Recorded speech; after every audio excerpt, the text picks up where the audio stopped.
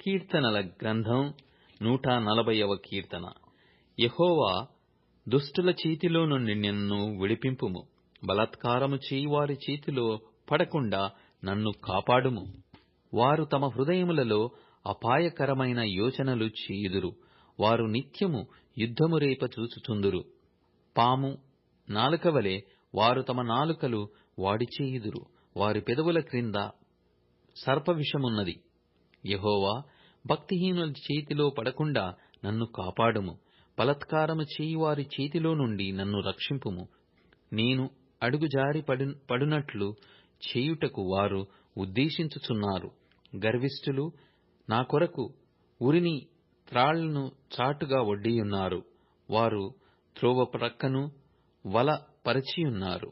నన్ను పట్టుకొనుటకై ఉత్సులు నొగ్గియున్నారు. అయినను నేను యెహోవాతో ఇలాగు మనవి చేయుచున్నాను. యెహోవా, నీవే నా దేవుడవు. నా విజ్ఞాపనలకు చెవియొగ్గుము. ప్రభువైన యెహోవా, నా రక్షణ దుర్గము. యుద్ధ దినమున నీవు నా తలను కాయుదువు. యెహోవా, భక్తిహీనుల కోరికలను తీర్చకుము. వారు అతిశయించకుండునట్లు వారి ఆలోచనను కొనసాగింపకుము. నన్ను చుట్టుకొను వారు తల ఎత్తిన ఎడల వారి పెదవుల చేటు వారిని ముంచునుగాక. కనకనలాడు నిప్పులు వారి మీద వేయబడునుగాక. వారు తిరిగి లేవకుండునట్లు అగ్నిగుండములో వారు కూల్చబడుదురుగాక. అగాధ జలములలోనికి త్రోయబడుదురుగాక.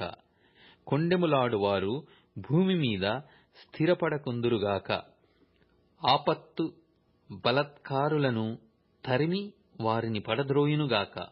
బాధింపబడు వారి పక్షమున యెహోవా వ్యాజ్యమాడుననియు, దరిద్రులకు ఆయన న్యాయము తీర్చుననియు నేనెరుగుదును. నిశ్చయముగా నీతిమంతులు నీ నామమునకు కృతజ్ఞతాస్తుతులు చెల్లించెదరు. యథార్థవంతులు నీ సన్నిధిని నివసించెదరు.